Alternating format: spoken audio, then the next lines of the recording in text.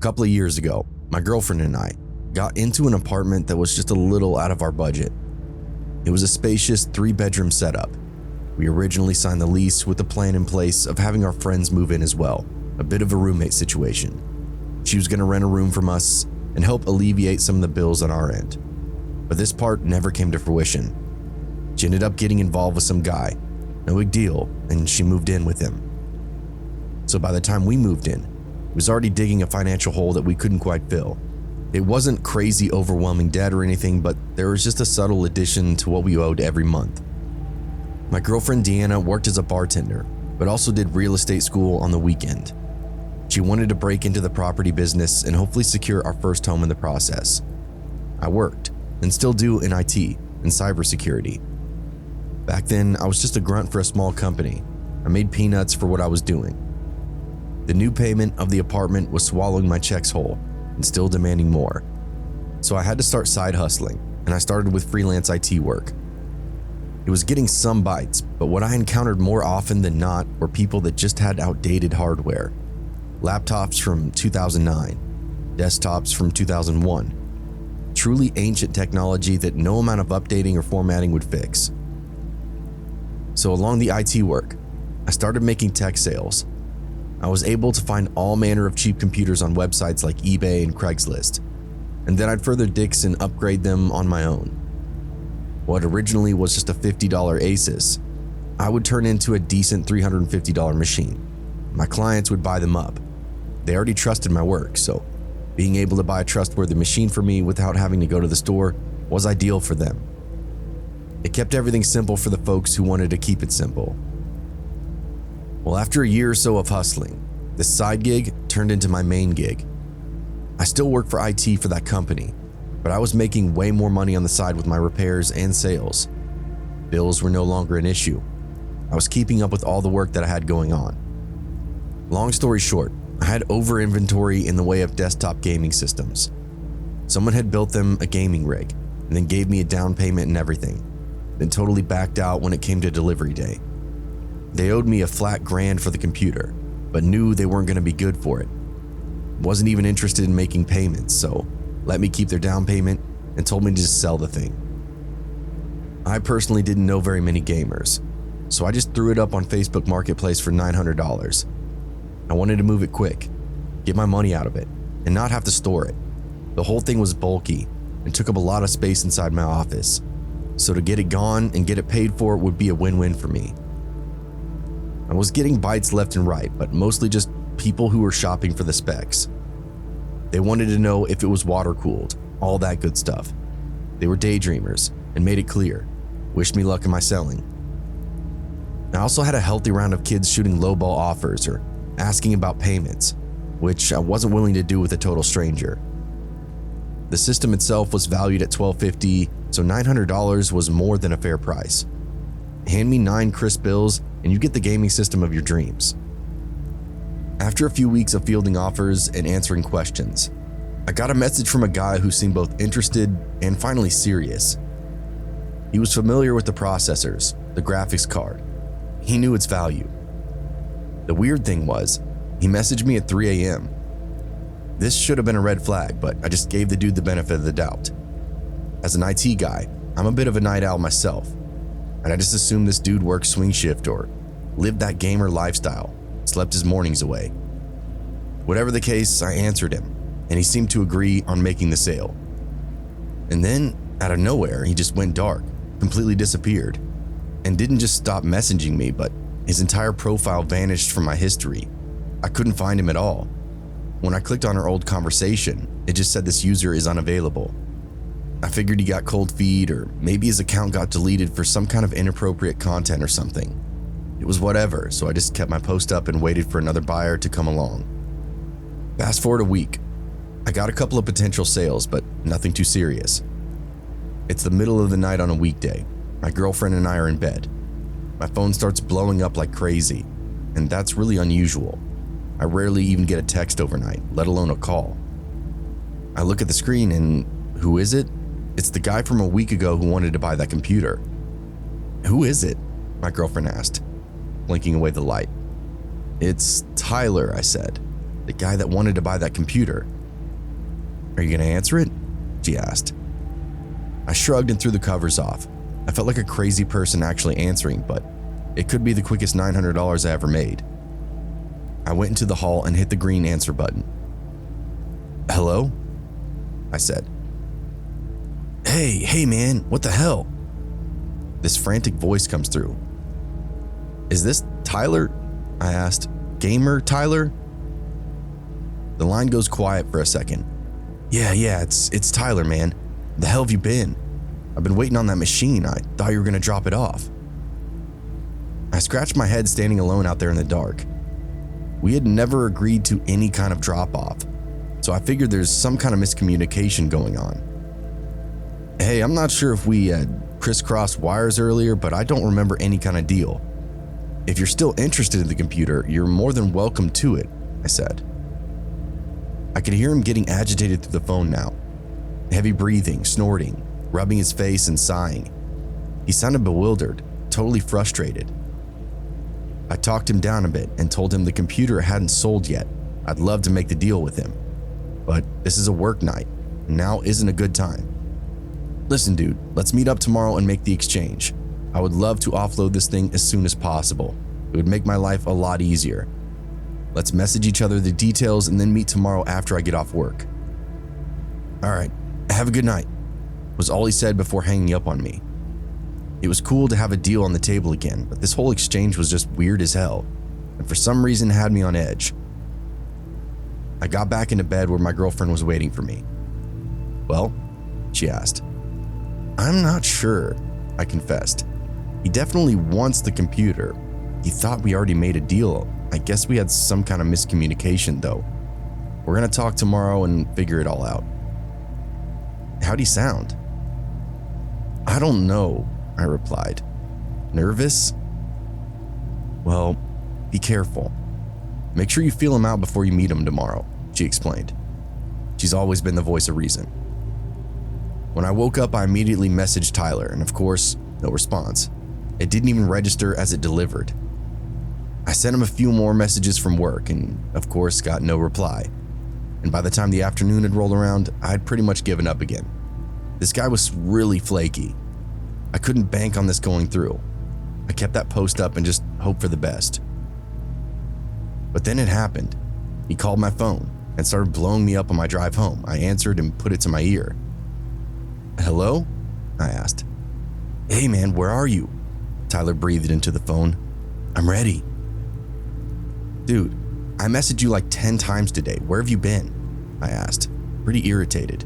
This guy was starting to get underneath my skin. He came off entitled as hell and was probably some dumb rich kid. He didn't understand what it meant to waste someone's time. He got a little flustered and started throwing out excuses. He was busy, he needed to get the money together, he lost his phone, on and on and on. A lot had happened to Tyler in the last 16 hours apparently. Well, what do you want to do? I'm not even home yet and it's going to take me a minute to load up that whole computer, I said. All right, shit, okay. How quickly can you get over here? He asked. Dude, I don't even know where you live. It's like you think we've been talking all day. What the hell is wrong with this guy? Well, I would find out soon enough. All right, can you meet me now? He ventured. No, was my reply. All right, well, when can you? He pried. Let me get home, let me load up the computer, have dinner, and we'll see if you're still interested, I explained. You've been so hot and cold this whole time, dude. I'll call you in 2 hours. If you still want the computer, just answer the phone. Got it? Okay, yeah, I got it, he said. Have a good day. And with that, I hung up on him. I got home and told my girlfriend what was going on, and she seemed very disinterested, but also told me to be extra careful. Weirdos try to nab stuff off the web all the time. She offered to go with me, but I declined, as I knew she had a yoga thing that night, a studio down the street. We ate dinner and hung around the house for a bit. Then I decided it was time to see about the computer. I had it loaded up right when I got home. Now I just needed to finally sell this thing. Be careful, okay? I'm serious. This guy has been nothing but weird, my girlfriend told me. Yeah, I will, I said on my way out the door. And then it was on. I called the dude. as I was backing out of my parking space.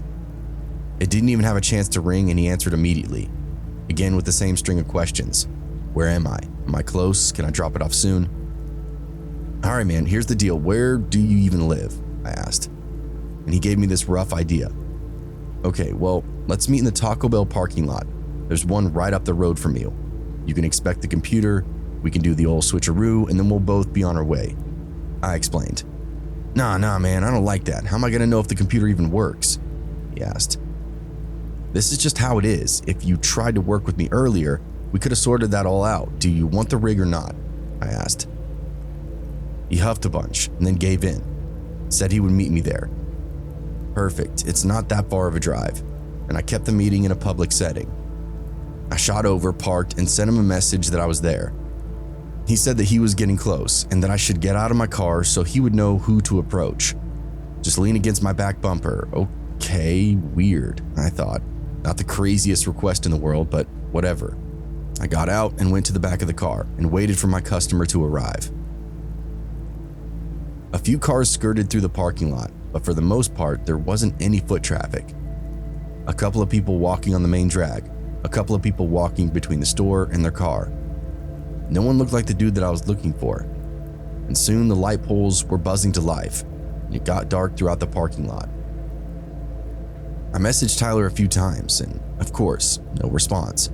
Even the Taco Bell slowed down, and I found myself somewhat alone. Hey man, a voice said from behind me. I turned and found someone lurking in the trees growing between the parking lots. They stepped out, and here he was, Tyler, looking disheveled and genuinely weird. His eyes were bugging out of his head. His skin was mottled and white. What's going on? You good? I asked. Yeah, just tired. I work a lot, came his response. I popped the trunk and showed him the computer. Got a lot more normal after that, just focused on the hardware. He looked at every little cord and receiver over and over, meticulous with each piece. Being that I worked in tech, this wasn't that weird to me. Half the time you can tell if this is something that's working by just looking at it. Like I pegged over the phone. I just figured this guy knew his stuff. The rest of the stuff was in the back seat, like the mouse, the cords, and keyboard. He looked that over too and then turned to me. So what'd you want, 600? He said. Nice try, I said with a smile. 900 takes it. This asshole reaches into his pocket, pulled out a gun, a dingy little automatic pawn shop special.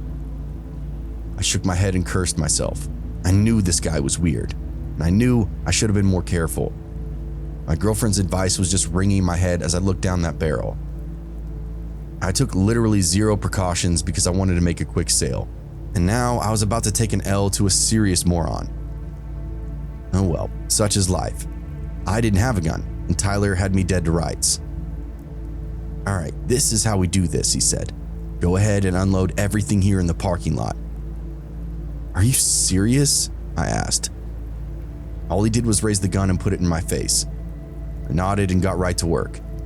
I set everything in the parking space adjacent to my car, including the tower, the monitor, and everything from the trunk. Then he had me move it to the trees where he'd been hiding in originally. It dawned on me that he didn't have a car or he didn't want me to see what he was driving. It was kind of smart. I had to give him a little credit. After I finished moving everything, he put that gun in my face again. All right, go get in your car, count to 50, and then get out of here. Call the cops, do whatever you want to do, he said. Go on. Thanks, I remember saying for some reason. It still bothers me to the day that I thanked him for robbing me. I did as he instructed, then peeled out of the parking lot. I went down the lane and called the cops, who came out right away and took a report from me. Tyler was long gone, as was the computer. The guy was never seen again. I obviously never got my money, and I never got the hardware back. I didn't get any more midnight calls from that clown, so I guess lesson learned. I was very cautious with all of my sales and business online after that, especially with bigger value sales, with people I didn't know. I'm sure a lot of people will think I'm pretty stupid for doing business the way I did, and well, you wouldn't be wrong.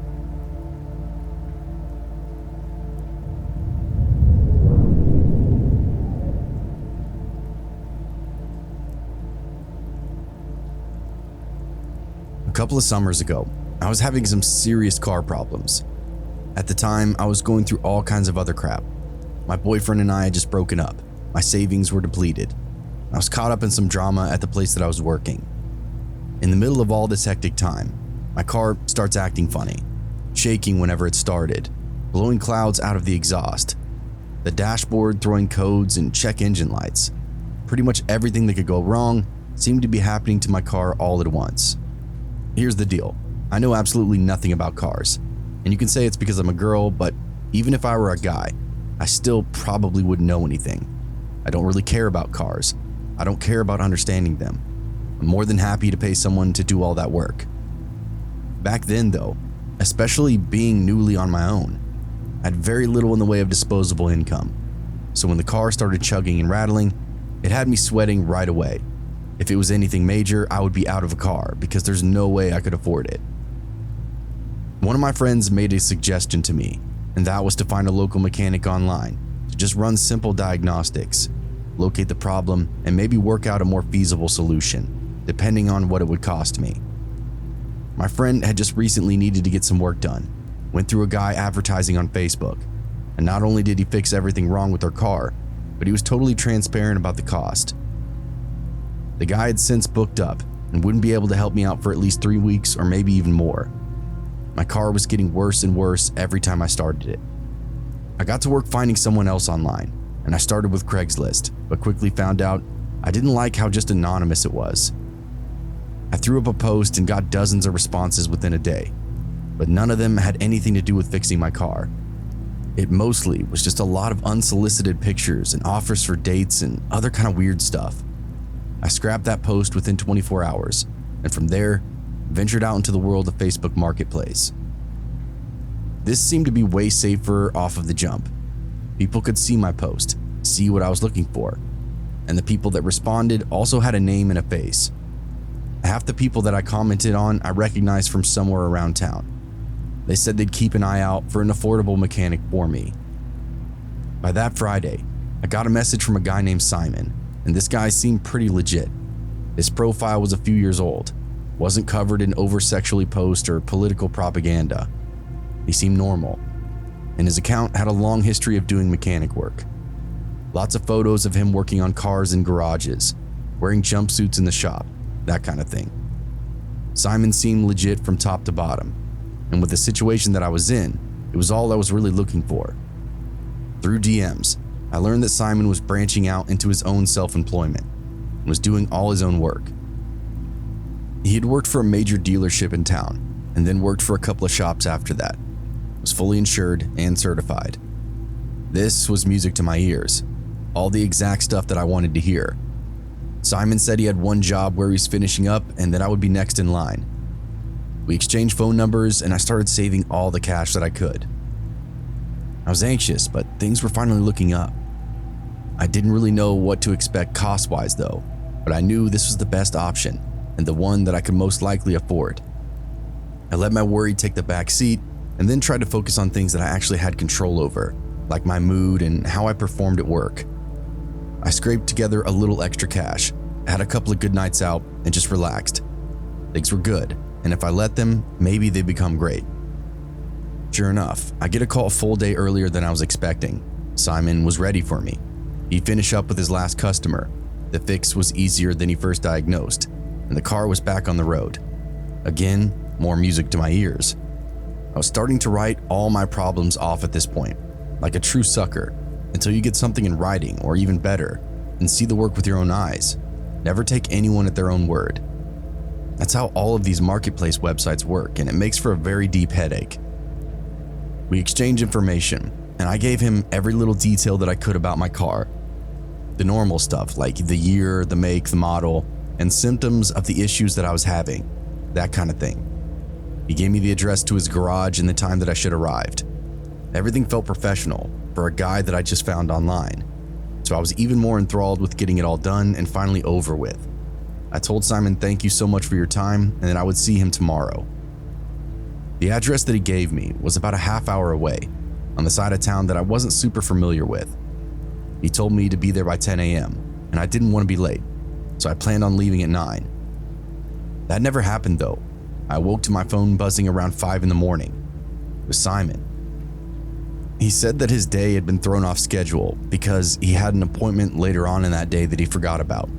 He didn't want to leave me hanging. He asked if there would be any way possible that I could bring the car to him now, so he could at least take a look. I didn't work today, was already awake, and plus I just needed this to happen already. I told him I would be there as soon as possible. He sounded super excited, said goodbye, and I started getting ready. I blasted through a shower, pulled some clothes on, and scarfed down this microwavable breakfast, and then I hit the road. I don't even think the sun was up yet. I coasted along until I didn't know the roads anymore, and it wasn't until I went past that last stoplight that I realized I wasn't even in a neighborhood anymore. There were still houses out here, but there were big empty lots, full of grass between them. Still, even with the dwindling civilization around me, I didn't think twice about it. At some point, I reached over to grab my phone, check my messages, and change the song playing throughout my speakers. The second that I picked it up though, I get this incoming call from Simon, so I answered it right away. I put the phone to my ear as I prepared to say hello. I could hear Simon talking to someone else though. He sounded weird. It was his voice, but he was talking in a totally different manner. Not professional, or street if anything, if you get what I mean. Nah, she'll be here soon, he explained to someone, who sounded just as weird. Shh, I'm calling her. Then they both got quiet. Hello? I said into the phone. Jody? Simon asked, back to normal voice. Yeah, is everything okay? I asked. Yeah, I was just making sure you weren't having any trouble finding a place. I know it's kind of out there, he said. No worries, I'm on my way. I think I'm 15 minutes out, I said. Do you have another mechanic with you today? I asked. He kind of stammered a bit and said, No, why? Oh, I thought I heard you talking to someone when I first picked up, I explained. Must have been the radio or something, he said. Just checking to make sure you weren't lost. How far out is it? I asked. The map said it's not too far off the main road. You'll see, the address that I gave you is just for the driveway. You'll have to drive about a half mile to get back into the shop, he explained. I was starting to get a little nervous now. He didn't mention that it was in the middle of nowhere, or that I would have to drive off-road. My car was already having problems. Bouncing around the country road sounded like the best way to make those problems worse. Still, I'd come this far. I still had hope that Simon was going to be my guy to get me through this and get it fixed. He could hear the apprehension in my voice and went right to saying all the stuff that I wanted to hear. How we checked the engine, make sure everything's flushed, and it perked me right up and got me on my way. I said bye and hung up the phone. I'd caught him lying though, a skill that I picked up during my breakup earlier that summer. He walked right into it, and I couldn't tell why. Who'd he have with him that he didn't want me to know about? The road came up and I turned into what was a big dusty turnout along the road. From there, it was a little single rut dirt road that snaked off into the forest. My gut sank almost immediately. This was clearly not a road that led to a residence or business of any kind. There might be campsites back there, at the very most, and if not, piles of highway trash and shooting targets. I rolled my car through the lot and then onto that dirt road, and bumped along for maybe 5 minutes, then brought my car to a stop. Even with the rising sunlight, there was nothing out here. No light in the distance, no big warehouse, no shop doors, nothing. I grabbed my phone and called Simon. Hello? He said. Hey, I don't see anything out here, like at all. How far did you say it was? I asked, knowing he had already said it a half a mile off the main road. Oh, about a half a mile. Well, I've already gone that far. I've been driving for a few minutes now, I interrupted him. Oh, well, you're almost here then. I don't log distance well. It might be further than a half mile, 2 miles maybe, but it has to be 2 miles at the most, he explained. My gut kept twisting into a knot. Things were starting to not add up, and I was feeling a fool for being out in the woods at 5 in the morning. Unbelievably, I kept pressing on, tapping my gas pedal and daring my car to break down at any damn moment. I go just a little bit further when my phone lights up. It's Simon calling again. I answer and bring my car to a slow roll. "Hey, I can see your headlights," he exclaims. I feel a bit of confidence for just a split second, but then I remember the string of buzzwords that he used to get me out here. I'm realizing this guy has to be a bullshitter, and a supremely good one at that. Anytime I expressed any kind of doubt, he started saying all the positive stuff that I needed to hear, and I just take him at his word from there. "Yeah, just keep going, just back through this tree line and you're here." "Why is your shop out here, Simon?" I just asked him point blank. "Oh, you know, he started. "There is no shop, is there?" I asked in a measured tone. I was just gauging his reaction at this point to see how much of what he was saying was a lie. Then he did something unexpected. He hung up on me. I looked down in disbelief, scoffed, then froze. Shadows flickered up ahead, just beyond my headlights. I slowly looked up, and to my horror, 2, maybe 3 people were skulking through the tall grass, coming right at me. I screamed and hit the lock button, which was a relief, but I really needed to actually leave. I was panicking and wasting time. I grabbed my shift knob and slid it into reverse. Nothing happened. I could actually feel that nothing happened within transmission, or anywhere for that matter. When I hit the gas, the car still went forward. Not good. I shifted into reverse and it set, and then I shifted back into reverse. Nothing still. I shifted back into drive. Still nothing. My eyes slowly split wide open as I realized I was stuck in neutral. The car problems I was having were about to get me murdered. I continued playing with the stick, played with the pedal, but nothing was working. The engine revved, but one of the gauges just spun circles. Everything else was totally still. Everything but those phantoms beyond the windshield. There were definitely 3 of them, and they fanned out and closed in at a sickening pace. I could feel bile steaming up my throat from my anxiety, from my desperation that led me out there, and tears began blurring my vision, but I knew the car was my only hope. I kept playing with the stick until it clicked. The car dumped into reverse and suddenly I was rolling backwards, the way I came. That dirt road was bumpy and uneven, but for the most part, it was a straight shot. I didn't even bother to use a mirror at first, just started jetting backwards as quickly as the car would take me. I could feel myself hitting the bumper here and there, but that was a small price to pay in the face of whatever these dudes had planned for me. "Hey, get back here, we're gonna get you fixed up," I heard someone yell over my engine. "Come on, you were so close," another voice hollered. And then, nothing. I bucked back out into the main road.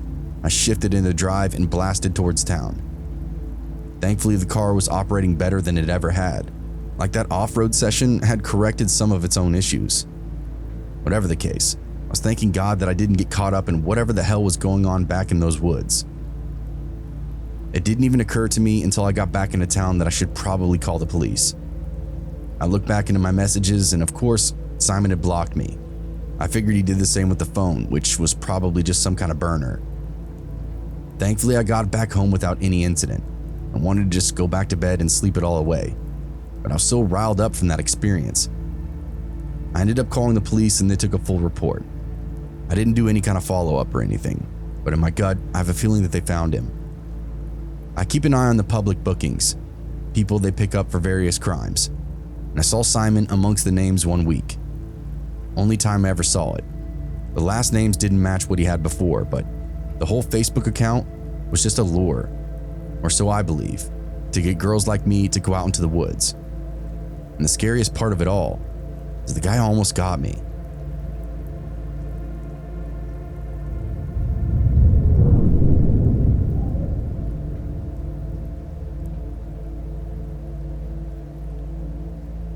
A few years ago, my husband and I turned onto the minimalist lifestyle. That is, if you don't know, retain a base minimum of belongings and don't over-encumber yourself or your home with excessive amounts of stuff. We were knick-knack types, collectors of whatever we thought was cool or even unique. Each windowsill in our house had different charms or minerals on display. No surface went undecorated the entire time that we were together, up until the introduction of this whole minimalism idea. Once we learned about it, we started selling all kinds of stuff. Facebook Marketplace became a passive form of income for us, but we still weren't fully satisfied. After the first year, all the knickknacks and small collections were gone, but we still felt like our house had way too much stuff. I sold a bunch of my crafts gear that I wasn't using anymore. My husband sold off tools and outdoor gear that he never used. We started to plan out what we were going to do with all the money that we saved as well. It was only like $500, but at the rate we were going, it would turn into a nice little chunk of change, more than enough to take some kind of nice vacation. We wanted to empty out even more of our belongings, to see if we can get the money pile up to $1,000. I was starting to sell some of my collector items, like antique chinaware, paintings, and things I largely considered just extra. My husband was on a mission to move his big 11-piece Pearl drum kit. He played a bit in college. It was just one jam band that maybe had a half a dozen shows throughout his life. But for some reason, he always held on to that drum set. In the back of his mind, he always wanted to come back to it. But now, 10 years had gone by, and he hadn't so much as even picked up a stick during that whole hiatus. He realized that the drum kit was really just a dream, and was something that needed to go. We came up with a fair price and added it to our ever-evolving Facebook Marketplace offering. It was the highest mark item at the time, and was going to make more than double the amount of savings that we accumulated.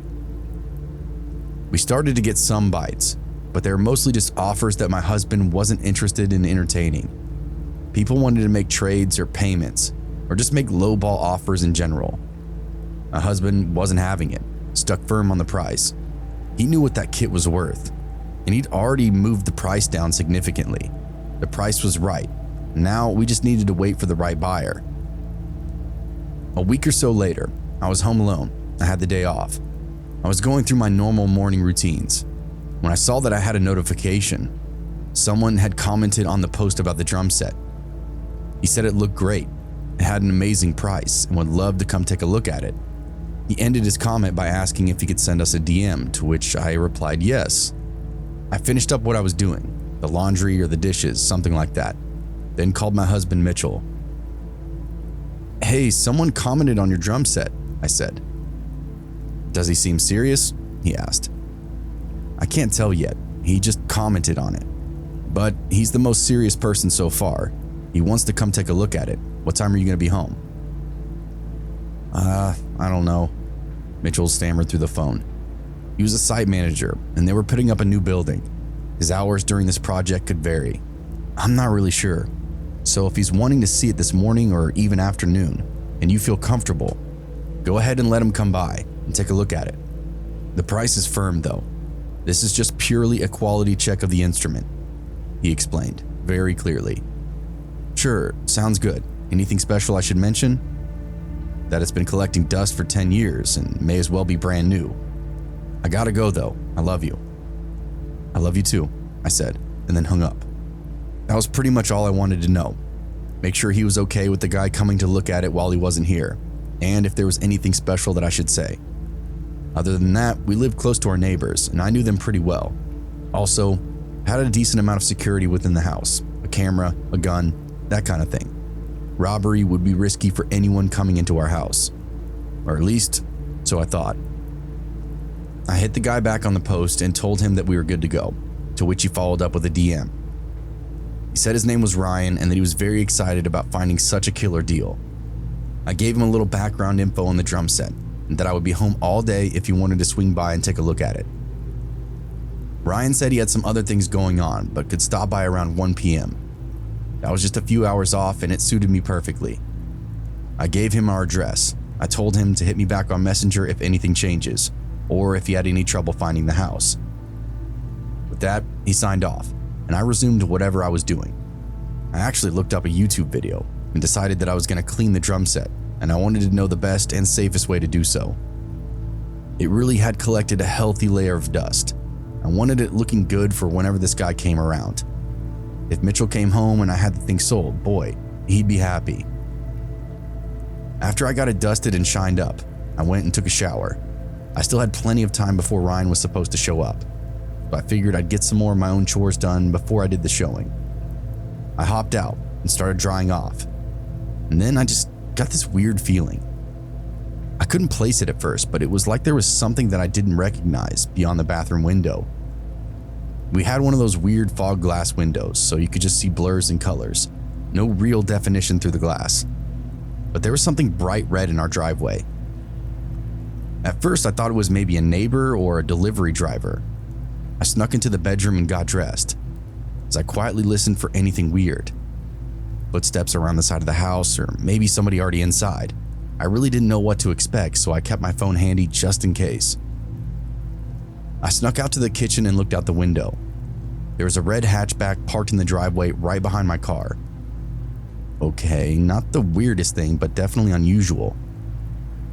Just as I'm getting ready to put on my sandals and ask the neighbors if they know anything, I see something. There's a man outside the living room window, essentially standing in the front yard, nowhere near his car.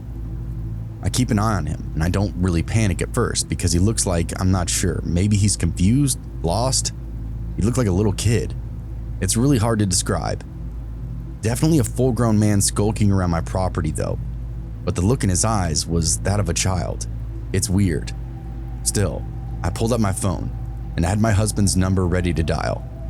This guy was picking around our garden, mostly the herb patch where we grew a bunch of stuff in little squares near the front of the house. He touched just about everything and started helping himself to links of rosemary and thyme, handfuls of basil leaves, mint, even oregano. When he had this nice little stash, he took it back to his car and tucked it inside the console. I figured he was going to hop in the car and leave, but to my surprise, he went back to the area near the window and started fiddling with the hose. He got it unwrapped from the holder and turned the knob and then started watering the herb garden. He gave it a few spurts, then put the nozzle in his mouth and started drinking from it. He did this for like 10 minutes, no joke. After he was satisfied, he made sure the hose was untangled, then started walking over to his car. I kid you not, this man washed his entire hatchback in my driveway with that hose, with my own water. I couldn't believe what I was seeing, but I was so perplexed with what I was watching, I didn't even bother to stop him. This guy was clearly crazy, or maybe he thought he was at a different house, but either way, it was my entertainment for that afternoon. When he was done rinsing his car and having a sip, he walked the hose back over and wrapped it up on the holder, then killed the water just as he found it. Okay, some semblance of normalcy, I guess. I'll never forget watching him pull his phone out and then putz around the front yard, Facebooking or whatever the hell he was doing, like he was just at his own house. Now, I really thought this was a case of mistaken address. He must be from out of town. Thought he was at his sister's house or something. Maybe he knocked while I was in the shower and I didn't answer. Now he was just waiting around. But then it happened. He put the phone to his ear. Then my phone started vibrating. I was receiving a Facebook message call from Ryan, the guy who was supposed to come over in an hour or two. He was the weirdo looting my garden and helping himself to my hose. I shook my head and answered. "Hello?" I said. "Hello," he said. Super weird start. "Is everything good? We still on for later?"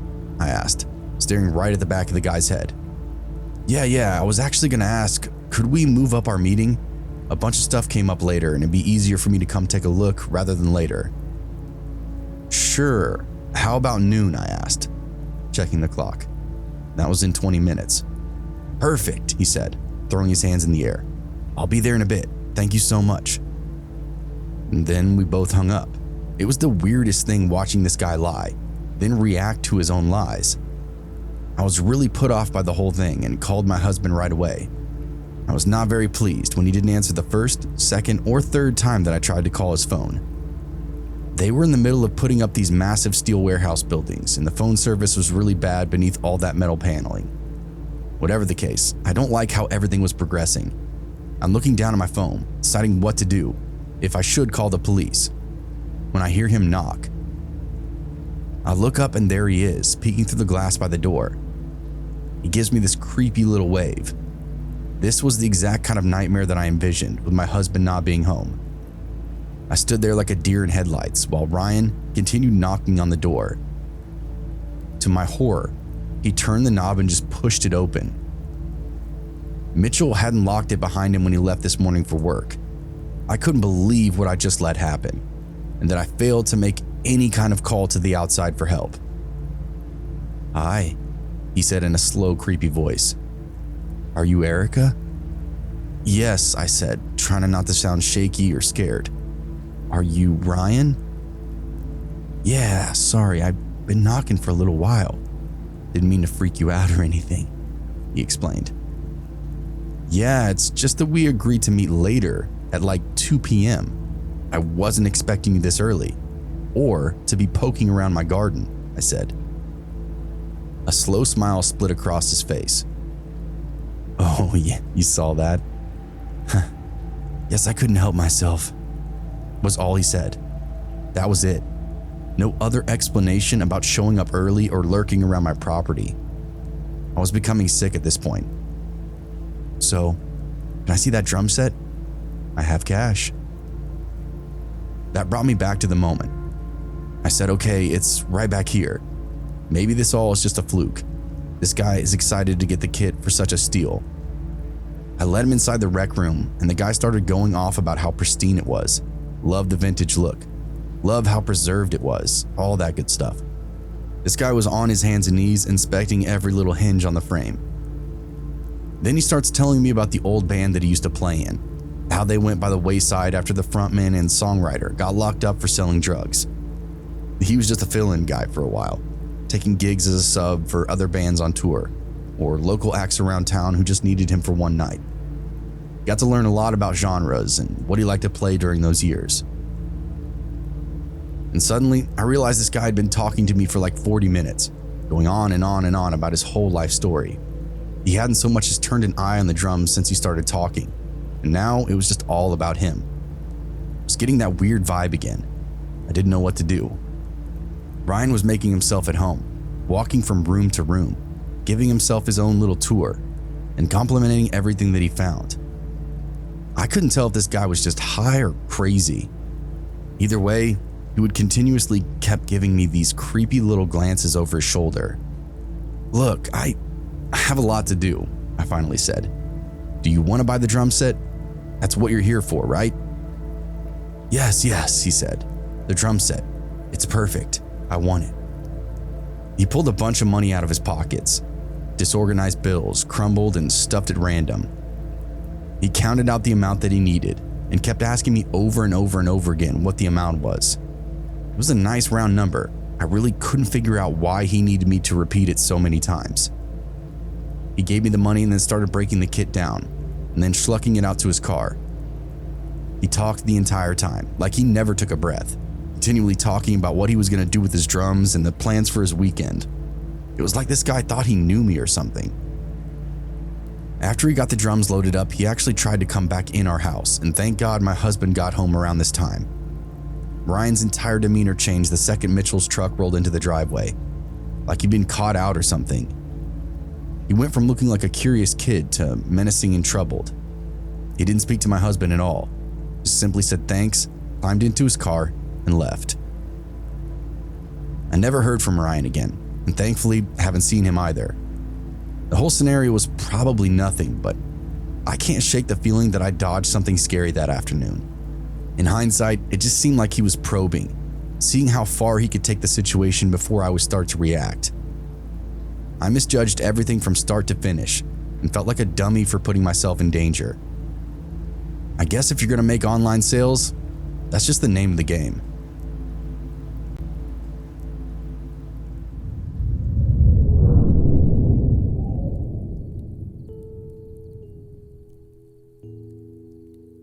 Hey everyone, thanks for listening if you stuck around to this point. If you haven't yet, please hit the like button, the subscribe button, and that notification bell to be notified when future episodes come out.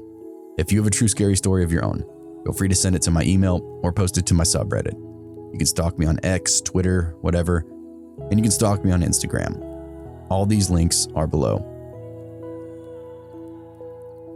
What's up everybody? I already forgot what I was going to say. I had it right there in my mind and I've already forgot.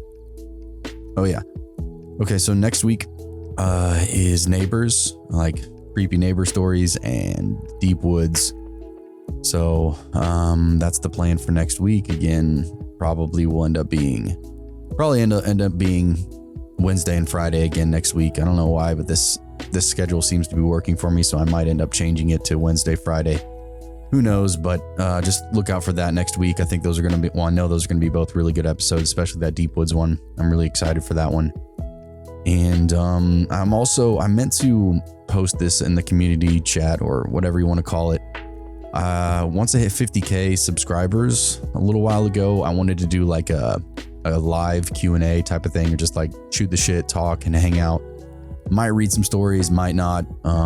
I think honestly would probably just hang out and talk and shoot the shit and listen, answer some questions for you guys, or just, hang out. If you're interested in that, let me know in the comments as well. I don't know exactly when that will be or when I'll have that. I'll have to narrow down a specific slot and time. It'll probably more than likely be a Friday night or a Saturday night here in the near future. Probably, if not next weekend, the following weekend. But again, I'll